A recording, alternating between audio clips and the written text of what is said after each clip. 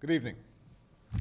Behind me, through the window, you can see the Washington Monument, visited each year by hundreds of thousands from around the world.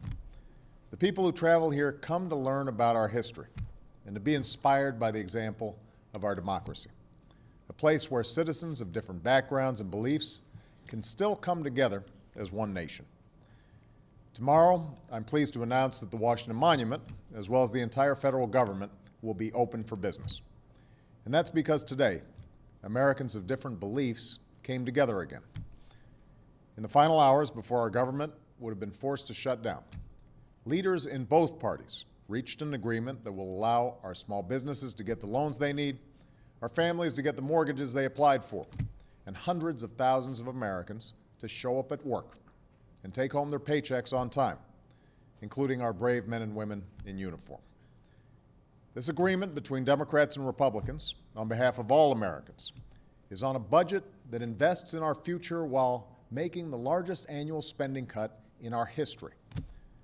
Like any worthwhile compromise, both sides had to make tough decisions and give ground on issues that were important to them. And I certainly did that. Some of the cuts we agreed to will be painful. Programs people rely on will be cut back. Needed infrastructure projects will be delayed. And I would not have made these cuts in better circumstances. But beginning to live within our means is the only way to protect those investments that will help America compete for new jobs, investments in our kids' education and student loans, in clean energy and life-saving medical research. We protected the investments we need to win the future. At the same time, we also made sure that at the end of the day, this was a debate about spending cuts, not social issues like women's health and the protection of our air and water. These are important issues that deserve discussion, just not during a debate about our budget.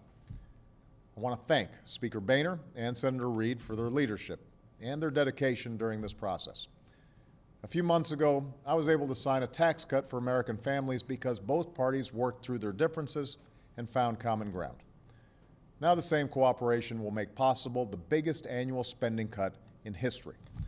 And it's my sincere hope that we can continue to come together as we face the many difficult challenges that lie ahead, from creating jobs and growing our economy to educating our children and reducing our deficit. That's what the American people expect us to do. That's why they sent us here. A few days ago, I received a letter from a mother in Longmont, Colorado. Over the year, her son's 8th grade class saved up money and worked on projects so that next week they could take a class trip to Washington, D.C. They even have an appointment to lay a wreath on the tomb of the unknown soldier. The mother wrote that for the last few days, the kids in her son's class have been worried and upset that they might have to cancel their trip because of a shutdown. She asked those of us in Washington to get past our petty grievances and make things right. And she said, remember, the future of this country is not for us. It's for our children. Today, we acted on behalf of our children's future.